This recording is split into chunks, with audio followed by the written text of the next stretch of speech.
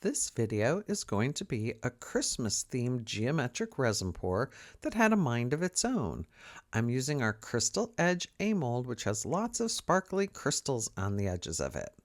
I used 7 ounces of platinum ultra clear low viscosity resin, and I mixed up 7 drops of Liquitex Hooker's Green Hue acrylic ink in 1.18 ounces of resin.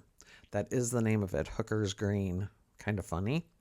The next one was some Royal Gold Mica by Art Pro, and I mixed up 2 scoops of that in 1.01 ounces of resin.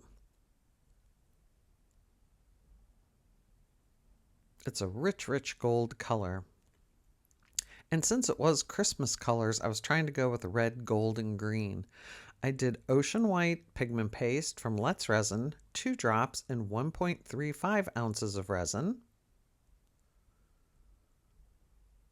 And then Liquitex acrylic ink and Naphthol crimson, I think that's how you say it, 2 drops in 1.60 ounces, and that's going to be used for my push.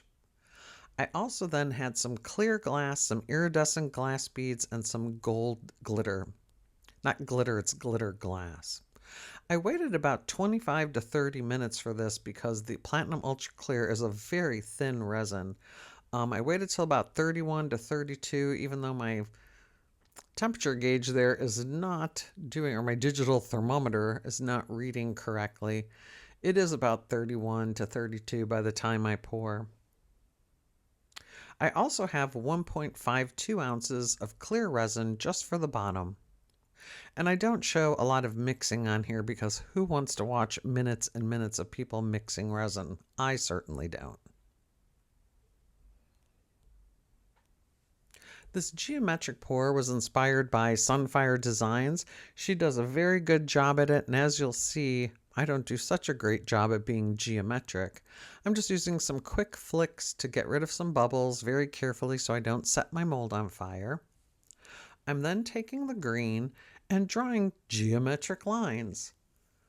Although my camera or my phone is always in the way, so I can't get high enough, and this resin was just not behaving. As you can see, it's tending to clump up in certain areas, but I never stick with a geometric pattern. I just basically try and do random lines and not have open areas or not have too much resin dribbled in one area, as you can see down there on the lower left.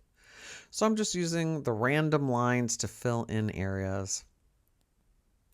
I have these plastic cups that crack when you try and fold them, so I'm going to have to move over to some kind of paper cup so I can pour easier. Either that or put everything in a piping bag. And I'm going up on the crystal edges there a little bit as well. Once I'm done with the green, it's time for the gold mica. Again, trying to do random lines. Starts off as a star and then just starts going all over the place again. This is pouring a little bit nicer because it's thicker in the resin. And as you see, waiting till it's 32 or 31 to 32 degrees Celsius, the resin doesn't move that much or doesn't move that quickly. So it'll tend to hold a pattern better. And again, I'm just going up onto the little edges. I'm going to try this again with no mica in it and see what happens, because the mica does tend to settle. Now it's time for the white, and as you can see, I cracked my cup there again, and I'm hesitating because I want to draw thin lines and not have thick clumps. And it just starts dripping out and not even doing a star pattern. But again, it's not critical to have an exact pattern with this pour. Just trying to spread the white around like I did the other colors.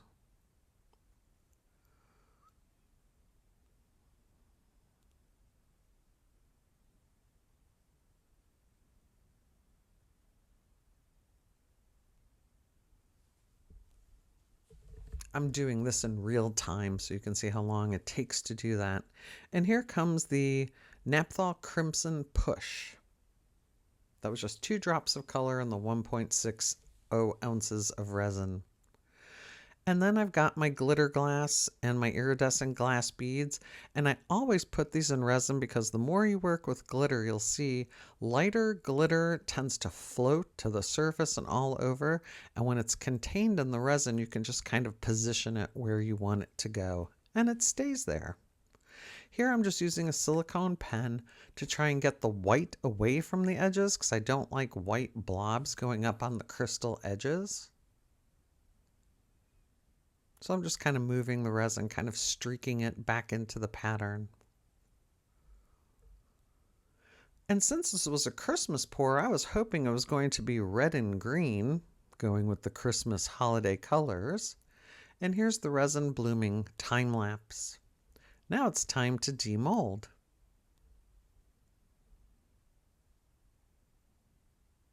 Surprise! Not very Christmas colored, but I do like the green and the gold. I think it turned out beautiful. Let us know what you think about it in the comments below.